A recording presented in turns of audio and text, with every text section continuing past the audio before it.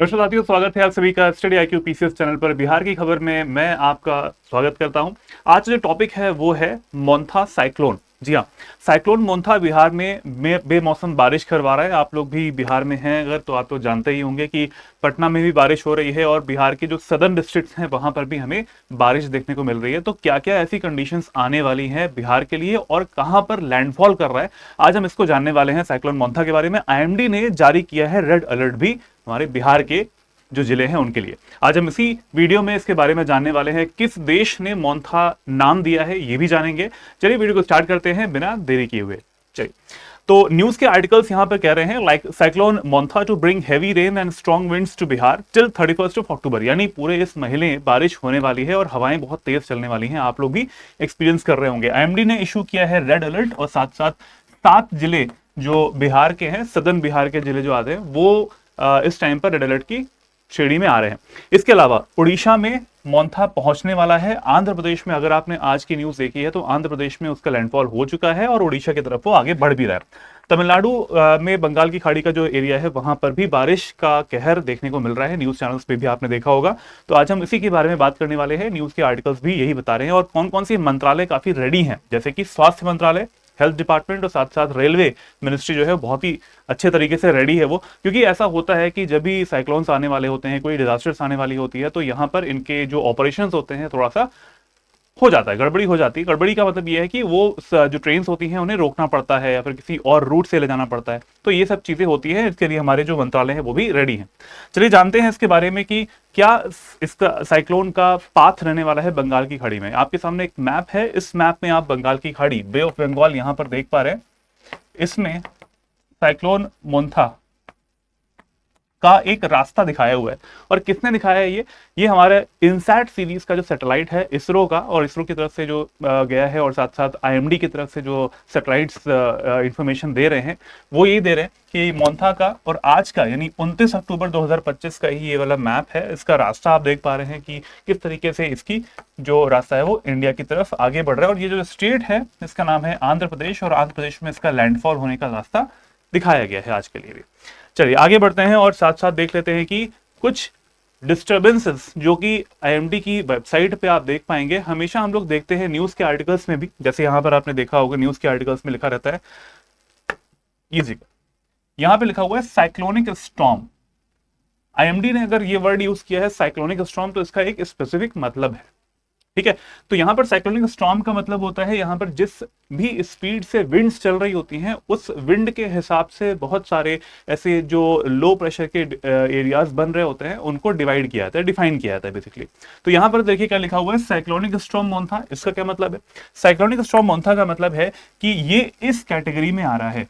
Type of depression disturbance कौन कौन सा है? यहाँ पर लो प्रेशर है, डिप्रेशन है, डीप डिप्रेशन है, साइक्लोनिक स्टॉर्म है, सीवियर साइक्लोनिक स्टॉर्म है एंड लास्टली सुपर साइक्लोन जो कि ओडिशा में आया था 1999 में। हम बात कर रहे हैं साइक्लोनिक स्टॉर्म मोंथा के बारे में। उसमें विंड स्पीड कितनी रहने वाली है? यहाँ पे आप लिखा देख पा रहे हैं 61 to 88 किलोमीटर पर आवर। तो हम इस तरीके से विंड स्पीड्स जितनी होती हैं, हवाओं की जो रफ्तार होती है उसके हिसाब से डिफाइन करते हैं कि कैसा डिप्रेशन का एरिया बन रहा है या फिर जो लो प्रेशर का, निम्न दाब का जो क्षेत्र बन रहा होता है वो किस तरीके से डिफाइन किया जाता है। उसको यहाँ पर हवा की स्पीड से करते हैं। जैसे कि लो प्रेशर का आता है तो उसमें लेस देन 31 kmph रहती है स्पीड, डिप्रेशन में 31 to 49 रहती है, 49 से 61 रहती है डीप डिप्रेशन में। Then comes this cyclonic storm Montha जिसमें आता है इस कैटेगरी में 61 to 88। सीवियर साइक्लोनिक स्टॉर्म कुछ समय पहले आपको याद होगा अक्टूबर का ही समय था और करीबन 24 अक्टूबर या 25 अक्टूबर 2024 को एक साइक्लोन आया था, साइक्लोन डाना। तो साइक्लोन डाना का भी डेट यही था 25 अक्टूबर, 23 से 25 अक्टूबर 2024। और उस टाइम पर जो साइक्लोन आया था उसका वो किस कैटेगरी का था? Severe cyclonic storm. आप जरा चेक कीजिएगा एक साल पहले के न्यूज के आर्टिकल्स, वहां पर लिखा होगा severe cyclonic storm and the speed was 88 to 117 kmph। ठीक है, तो इस तरीके से डिफाइन किया जाता है इसको। सुपर साइक्लोन की होती है मोर देन 221, सबसे ज्यादा इंपैक्ट करने वाला यही वाला होता है और जिससे एक बड़ी आपदा निकल के आ रही होती है, पेड़ पौधे उखड़ जाते हैं, हवाएं बहुत तेज चल रही होती हैं, लोगों को अपने जगहों से, अपने घरों से निकाल के किसी सुरक्षित स्थान पे ले जाया जाता है, उनके घर भी टूट जाते हैं। तो 1999 में एक साइक्लोन आया था, सुपर साइक्लोन एक किया था उड़ीसा में, और उसने बहुत ही ज्यादा इम्पैक्ट किया था। चलिए आगे बढ़ते हैं और देखते हैं इस साइक्लोन के बारे में कंडीशंस। बट उससे पहले एक और डीप डिप्रेशन की स्थिति जो है वो अरेबियन सी में बनती जा रही है। इसके बारे में भी डेफिनेटली न्यूज में आ ही जाएगा। ये है अरेबियन सी, हमारा इंडिया का वेस्ट कोस्ट, और सभी की जो नजर है वो इस टाइम पर साइक्लोन मोंथा की तरफ है। लेकिन यहां पर भी आज ही की तारीख में आईएमडी की वेबसाइट पे लिखा हुआ है, 29 अक्टूबर के समय में आईएमडी की वेबसाइट पे लिखा है अरेबियन सी में भी आपको, ईस्ट सेंट्रल अरेबियन सी में एक डिप्रेशन बनता हुआ दिखाई दे रहा है। सुबह का ही ये न्यूज है, सुबह के 5:30 बजे की न्यूज है वाली। और यहाँ पर आप देख पा रहे हैं इसका पाथ कैसे है, it is coming towards the Indian coastline. आप देख पा रहे हैं ये आपका महाराष्ट्र स्टेट आ जाएगा, इधर गुजरात का स्टेट है, और अगर इसकी डायरेक्शन आगे की तरफ बढ़ती है then it can landfall on Maharashtra और द गुजरात कोस्ट, राइट। तो ये भी हम फ्यूचर में देख सकते हैं आने वाले 1-2 दिनों में कि यहाँ पर अरेबियन सी में भी एक डिप्रेशन बन रहा है और यहाँ पे भी चक्रवात आने की संभावना हो सकती है। अगर ये कह रहा है कि डिप्रेशन बन रहा है तो what will be the speed, अगर इसने डिप्रेशन बोना है तो स्पीड कितनी होगी, अरेबियन सी में जो आ रहा है उसकी स्पीड कितनी होने वाली है, वो होने वाली है 31 से 49 kmph के बीच में, 31 to 49 kmph। तो इस तरीके से हमने इसको डिफाइन किया है, अरेबियन सी में आने वाला है, अभी डिप्रेशन है, हो सकता है कि बाद में स्पीड बढ़ जाए। तो ये इसका एक इनसैट सीरीज का एक 3D इमेजिंग है, और वो 3D इमेजिंग ये बता रही है कि किस जगह इंडिया के मैप में आप देख पा रहे होंगे ईस्टर्न कोस्ट की तरफ में, इस ईस्टर्न कोस्ट में आंध्र प्रदेश के कोस्ट पे आपको सीवियर साइक्लोनिक स्टॉर्म मोंथा, जो कि सीवियर साइक्लोनिक स्टॉर्म प्रोनाउंसिएशन इसको किया गया है, इसको मोंथा बोला जाता है। और अभी हमने देखा कि इसकी जो स्पीड थी वो 68 के आसपास थी, लेकिन इसी पीडीएफ में आप देखेंगे अगर 29 अक्टूबर 2025 को जो भी डेटा निकल के आया है, विंड स्पीड बहुत ही ज्यादा तेज हो जाती है, then it can be categorised as a severe cyclonic storm also. Western part में आप देखेंगे डिप्रेशन बन रहा है, और फ्यूचर में डेफिनेटली 1-2 दिनों में हमें इसके बारे में जानकारी मिल सकती है कि हवा की स्पीड बढ़ सकती है, then it can come to the cyclonic storms also, इस कैटेगरी में भी आ सकता है। आगे बढ़ते हैं, यहां पर देखते हैं कि इसकी नेमिंग कैसे करते हैं। जैसे भी इससे पहले जैसे मैंने आपको बताया कि साइक्लोन डाना आया हुआ था 1 साल पहले, और उसके बाद में अभी जो आया हुआ है साइक्लोन मोंथा बोलते हैं उसको, ठीक है। लेकिन ये नामकरण कैसे होता है, तो वर्ल्ड मीटरोलॉजिकल ऑर्गेनाइजेशन WMO की तरफ से इसके बारे में इंफॉर्मेशन दी जाती है, और ESCAP यानी United Nations economic and the social commission for Asia and the Pacific, इस पैनल के द्वारा ट्रॉपिकल साइक्लोन्स जितने भी हमारे इंडियन ओशन में या फिर नॉर्थ इंडियन ओशन में आते हैं, उत्तरी हिंद महासागर की तरफ आने वाले होते हैं, तो 13 देशों का एक समूह है, 13 कंट्रीज हैं। इन कंट्रीज के नाम यहाँ पे लिखे हुए हैं alphabetically, Bangladesh, then India, Iran, Maldives, Myanmar, Oman, Pakistan, Qatar, Saudi Arabia, Sri, Lanka, UAE and Yemen. तो टोटल देर आर 13 कंट्रीज, 13 देश हैं। ये 13 देश 13 नेम्स को सजेस्ट करते हैं। जैसे इंडिया की तरफ से 13 नेम्स जाएंगे ना, पाकिस्तान की तरफ से 13 नेम्स जाएंगे, तो 13 कंट्रीज अगर 13 नेम्स देते हैं तो कितने टोटल नाम हो गए, 13 × 13 इट इज 169। तो इस लिस्ट में 169 नेम्स अभी आपको मिलेंगे, जो कि लिस्ट अभी जारी हुई थी 2020 के आसपास इस लिस्ट को निकाला गया था, क्योंकि पहली वाली लिस्ट कंप्लीट हो चुकी थी। तो इस देखा जाए तो टोटल 13 कंट्रीज जो हैं ये लिस्ट जारी करते हैं, और ये पूरी लिस्ट है। इसमें यू कैन सी यहाँ पर कंट्रीज के नाम लिखे हैं, बांग्लादेश, इंडिया, ईरान, इस तरीके से लिखा हुआ है यहाँ पर, आई थिंक विजिबल होगा यहाँ पर। And there are 13 list also, list 1 to list 13 तक जाता है। तो अभी जो हमारा कंसर्न है वो किस पे आता है, वो आता है हमारे साइक्लोन मोंथा पे। एंड साइक्लोन मोंथा का नाम कहाँ पे लिखा है, यहाँ पर ये लिखा हुआ है, विजिबल होगा अगर यूट्यूब पे तो सही रहेगा, कोई बात नहीं, ठीक है, देख लीजिएगा। वैसे ये लिस्ट आपको गूगल पे मिल जाएगी, ठीक है। तो थाईलैंड के सामने लिखा हुआ है, तो इस साइक्लोन का जो नाम है वो थाईलैंड ने दिया हुआ है। अच्छा, ये कंफ्यूजन रहता है स्टूडेंट्स के मन में कि जिस कंट्री ने जो नाम दिया है उस कंट्री के पास में अगर साइक्लोन आएगा तभी उसका नाम यूज किया जाएगा, ऐसा बिल्कुल नहीं है। ये जंबलिंग रहती है। इस लिस्ट को पढ़ा कैसे जाता है, there are total 13 countries and 13 names are given, it means 169 names यहाँ पे आ जाते हैं। उनको 13 लिस्ट में इसको डिवाइड कर दिया जाता है, 13 कॉलम्स में डिवाइड कर देते हैं। अब इसको पढ़ते कैसे हैं, कॉलम वाइज। लाइक इससे पहले ये पूरी लिस्ट अभी हमारी समाप्त हो चुकी है, इसके बाद में सेकेंड वाली लिस्ट हमारी चल रही है। और जैसे मैंने बताया आपको, साइक्लोन डाना जो कि पिछले साल अक्टूबर में आया हुआ था। उसके बाद में फेंगल और शक्ति आ चुके हैं, मोंथा अभी आया हुआ है, और इसके बाद में इन 13 देशों के आसपास के क्षेत्र में अगर कभी कोई भी साइक्लोन आता है तो उसका नाम क्या आएगा, उसका नाम आ जाएगा ये वाला। इसके आगे यूएई ने जो नाम दिया है वो आ जाएगा, इसके बाद यमन का नाम आएगा, और उसके बाद में बांग्लादेश ने अर्नब जो नाम दिया है वो आ जाएगा। इस तरीके से लिस्ट को इस तरीके से पढ़ा जाता है, और आगे आने वाले जितने भी साइक्लोन्स होंगे वो इसी तरीके से कॉलम वाइज इसको कंप्लीट किया जाएगा। ठीक है, मोंथा जो है वो थाईलैंड ने नाम दिया हुआ है। चलिए आगे बढ़ते हैं, और वही चीज यहां पे भी लिखा है कि मोंथा जो है वो किसने, थाईलैंड ने इसको नाम दिया हुआ है, और मोंथा का मतलब होता है खुशबूदार फूल। हो सकता है कि कभी प्रीलिम्स में ये क्वेश्चन आ जाए आपके कि मोंथा जो कि नाम दिया गया था एक साइक्लोन का in the Bay of Bengal, और वो लैंडफॉल किया था, सब कुछ बता देगा, लेकिन वो पूछेगा कि इसका मतलब क्या होता है। तो इसका मतलब ये है कि फ्रेग्रेंट फ्लावर, इसका ये मतलब होता है खुशबूदार फूल, और थाईलैंड ने ही इसका नाम सुझाया भी हुआ था। और इसके अलावा देखा जाए तो ये इन्फॉर्मेशन जो है वो ये बता रही है कि आंध्र प्रदेश के कोस्ट पर इसने ये लैंडफॉल करने वाला था। कुछ समय पहले जब न्यूज का आर्टिकल था तब उसने बताया था, लेकिन लैंडफॉल कर चुका है and it is proceeding towards the Odisha coast also. ठीक है, उसके बाद में हमने देखा है कि कहीं कहीं पे डिस्ट्रप्शंस भी हुए हैं, ट्रीज जो है वो अपरूट हो चुके हैं, मतलब पेड़ पौधे भी उखड़ चुके हैं, लैंडस्लाइड आपको देखने में मिल रहा है कई जगह पे, कोस्टल रीजन्स वाले एरियाज हैं वहां पर। तो बहुत सारे ऐसा डिजास्टर की जो सिचुएशंस होती हैं वो हम जानते हैं कि जब भी साइक्लोन आता है तो ऐसा होता ही है। लोगों को पहले ही इवैक्यूएट कर लिया गया था। इनक्वाइस हमारे इंडिया का Indian National Centre for Oceanic Information System INCOIS की तरफ से और इसरो की तरफ से जो भी प्री डिजास्टर मेजरमेंट जो मेजर किए जाते हैं वो यहाँ पर किए भी गए हैं, और बहुत अच्छे तरीके से इसको मैनेज भी किया जा रहा है स्थानीय प्रशासन के द्वारा भी।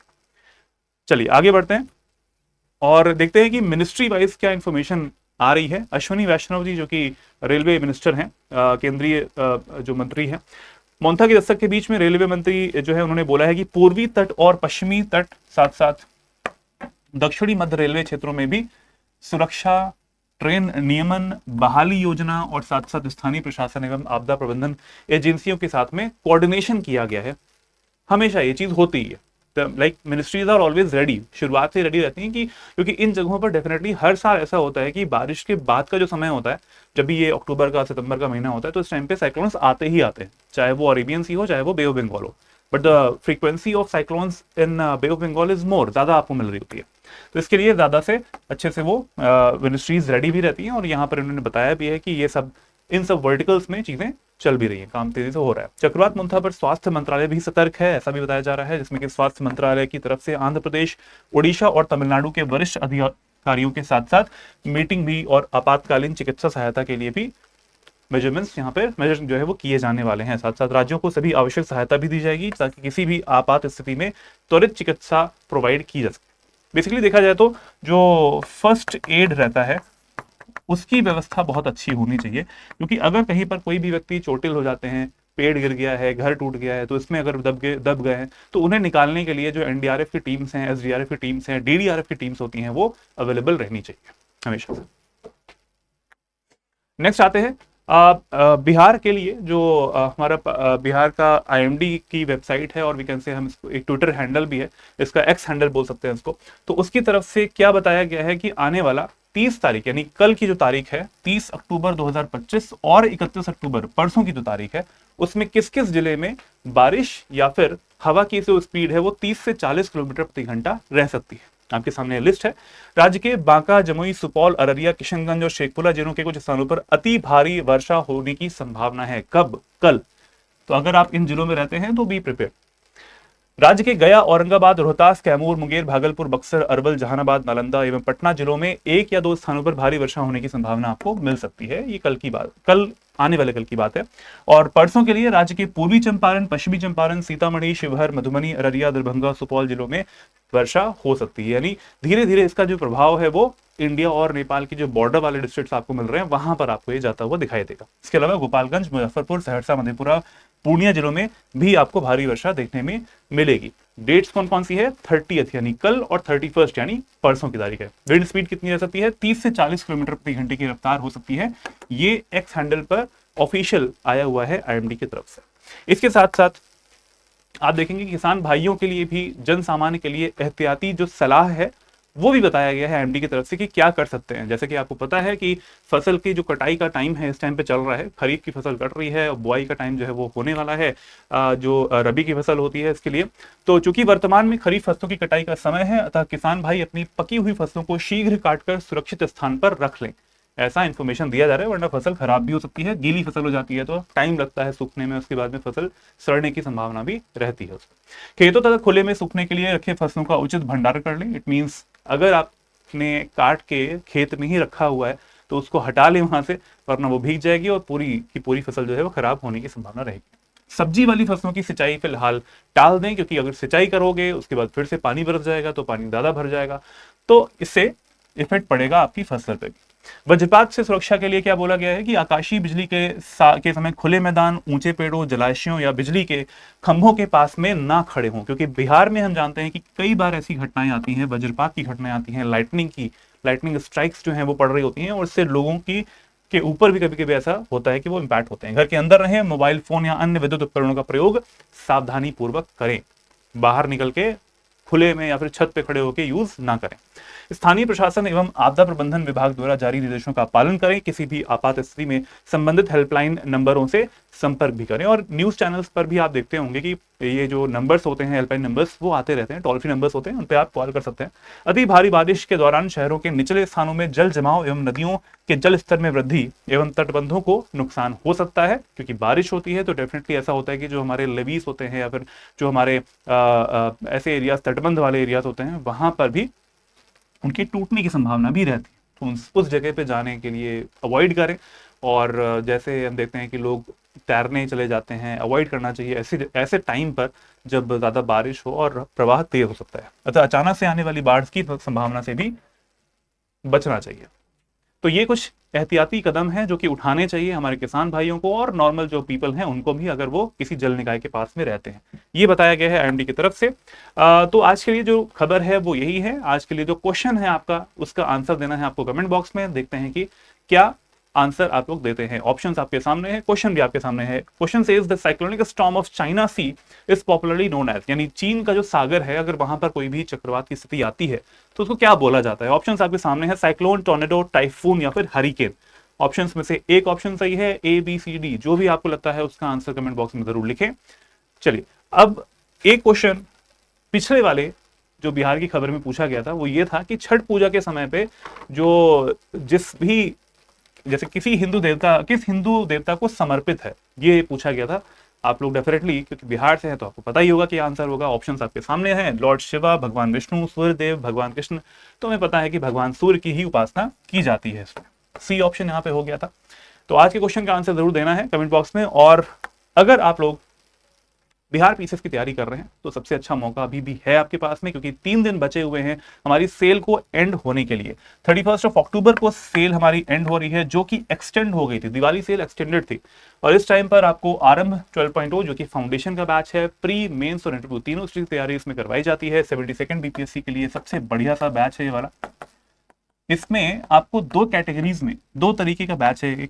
एक है 2 साल की वैलिडिटी वाला गोल्ड बैच, एक है 4 साल की वैलिडिटी वाला प्लैटिनम बैच। अब चाहते हैं अगर कि गोल्ड बैच लेना चाहते हैं तो आप मेरा कोड AKS लाइव का यूज करके आप ले सकते हैं gold batch AKS live.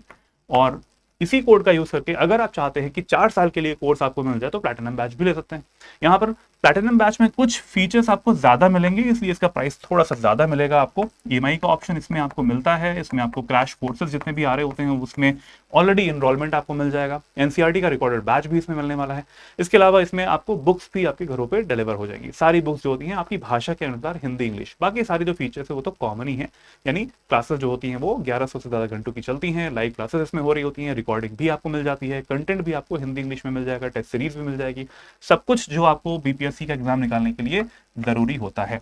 Cell and हो रही है 31 अक्टूबर को, उससे पहले ले लीजिएगा। लिंक कहां पे मिलेगा? इस वीडियो के डिस्क्रिप्शन बॉक्स में आपको लिंक मिल जाएगा। क्लिक कीजिए, वेबसाइट पे जाइए, ब्रोशर पढ़िए और उसके बाद में कोर्स कीजिए AKS लाइव कोड का यूज करके।